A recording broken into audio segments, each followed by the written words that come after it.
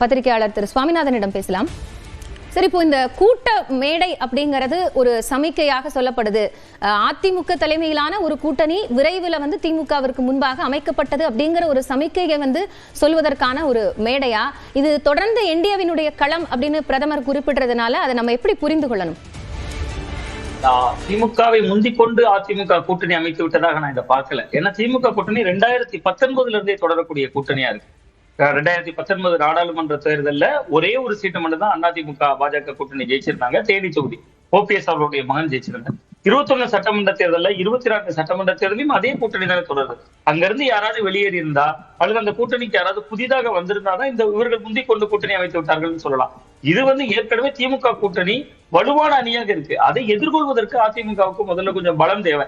அந்த சூழல் இன்றைக்கு சாத்தியப்பட்டிருக்கு. அதிமுக கடந்த காலங்களில் இருந்ததை விட இப்பொழுது ஒரு முன்கை எடுத்து வைத்திருக்கிறார்கள் நான் பாக்குறேன். பட் இதுவுமே இந்த கிரெடிட் முழுக்க அதிமுகவுக்கு கொடுக்க முடியுமான்னா ஒரு சின்ன உதாரணம் இருக்கு. நீங்க அன்புமணி அவர்கள் இணைந்தது எடப்பாடி பழனிசாமி அவர்களை போய் சந்திக்கிறார், சந்தித்த பின்பு கூட்டணி உறுதியாகுது. பட் டிடிவி தினகரன் அவர்கள் இணைந்தது என்பது பியூஷ் கோயல் அவர்களை சந்தித்த பின்புல உருவாகுது. அவங்க யார் கை அப்பர் ஹேண்டா இருக்குது அப்படிங்கிறதுலே சில சந்தேகங்களும் குழப்பங்களும் இருக்கு.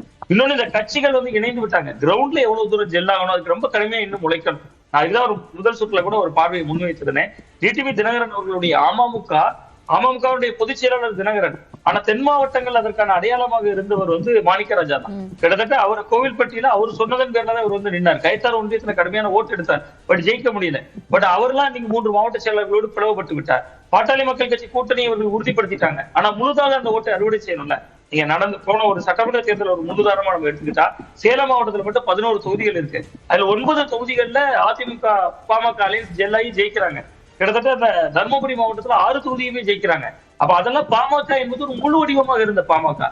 இன்னமுமே இந்த தேசிய ஜனநாயக கூட்டணி முழு வடிவம் எப்ப வரும்னா இந்த பிளவுகளையும் சரி செய்யணும். அவங்க எப்படி அதிமுகவில் இருந்த பிளவை சரி செய்து ஒரு டிடிவி தினகரன் அவர்கள் உள்ள வந்தாரோ, இன்னும் அங்க ஓபிஎஸ் அவர்கள் வெளியில இருக்காங்க. சசிகலா அவர்களுடைய நிலைப்பாடு நமக்கு தெரியாது. இதே போன்று இந்த பக்கம் பாத்தீங்கன்னா ராமதாஸ் அவர்கள் எதிர்ப்பு குரல் எழுப்புறாரு. சோ இது முழுமையான ஒரு அணியா முழுமையாக அப்படியே திமுகவை வீழ்ச்சி விடுமானா பலம் பெற்று வருகிறது. அது அதிமுகவுக்கான ஒரு பிளஸ் பாயிண்டா பாக்குறோம். ஒன்று. இன்னொன்று, பாஜகவினுடைய கரங்கள்ல இருந்துதான் டிடிவி தினகரன் போன்றவர்கள் இணைகிறாங்க. சோ அது எப்படி கிரவுண்ட்ல ரியாக்ட் பண்ணும்? ஏற்கனவே அவர்கள் கூடுதல் சீட்டு கேட்கிறாங்க, அதுக்கான நிர்பந்தத்தில் இருக்காங்க. நாங்க எங்களுக்கு கீழே இருக்கிறவங்களுக்கு பிரிச்சு கொடுத்துக்கிறோம்னு சொல்லக்கூடிய மனநிலையில வந்திருக்காங்க. சோ இப்ப ஒரே மேடையில ஏறி இருக்காங்க எடப்பாடி பழனிசாமி அவர்களும் டிடிவி தினகரன் அவர்களும்.